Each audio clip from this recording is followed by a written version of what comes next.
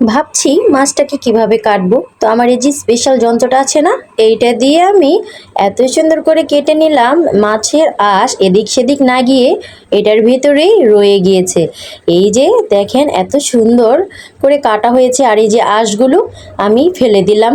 তো একটা বুইথা মারা চাকু নিয়েছি, এটার কাজের কাজ তো কিছুই হয় না, উল্টো আমার মাছটা থেতলে বেতলে বেতে হয়ে গিয়েছে। তো যাই হোক, আমি এখন সুন্দর করে মাছটাকে কেটে নিলাম, কেচি দিয়ে লেজটা ফেলে দিলাম। আর এখানে আমি কচু কাটাকাটি করছি, এটাকে ওল কচু বলে নাকি জানি না, আমাদের এখানে বলে মহি কচু।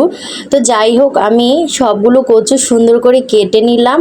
আর চাকু দিয়ে এই প্রথম কাটাকাটি, আমাদের দেশে তো বটি দিয়ে আমরা কাটাকাটি করি, চাকু দিয়ে তেমন একটা কাটা হয় না।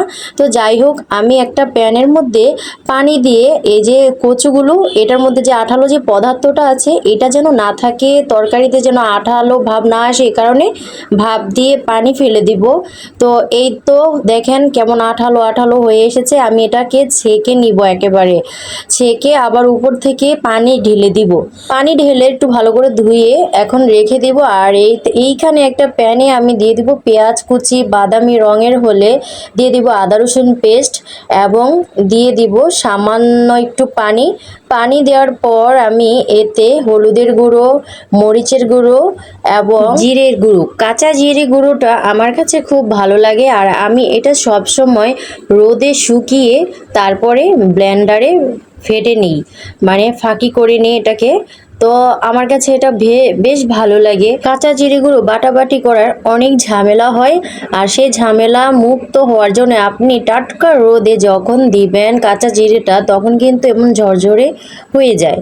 তো সেই মুহূর্তেই আপনি এটাকে একটা ব্লেন্ডারে বা পাটাপোতা দিয়ে সুন্দর করে একেবারে গুঁড়ি করে নিতে পারবেন। আর এটা মাছের কষানিতে দিয়ে দেখবেন, মাছ কষালে বা মাছেরই বেশি মাছ কষালে এটা দিয়ে দেখবেন এত সুস্বাদু হয়, মাছের যে একটা গন্ধ থাকে ওটা আর থাকে না। মাছ কষানোর পরে মাছগুলোকে আমি তুলে নিব, আর এই পর্যায়ে আমি কচুগুলো দিয়ে দিব। এই যেগুলো দিয়ে আবার এটাকে ভালো করে নেড়ে চেড়ে কষিয়ে নিব, ঢেকে দিব। তো দেখেন অনেকটাই হয়ে এসেছে। তো এই পর্যায়ে আমি মাছগুলো সব দিয়ে দিব। মাছগুলো দেওয়ার পর এতে আমি দিয়ে দিব পরিমাণ মতো পানি। আমার মাছগুলো কিন্তু একটু ভেঙে ভেঙে গিয়েছিল, কারণ বেশি সেদ্ধ হয়ে যাওয়ার কারণে। তো এই যে আমার রান্নাটা দেখেন হয়ে এসেছে।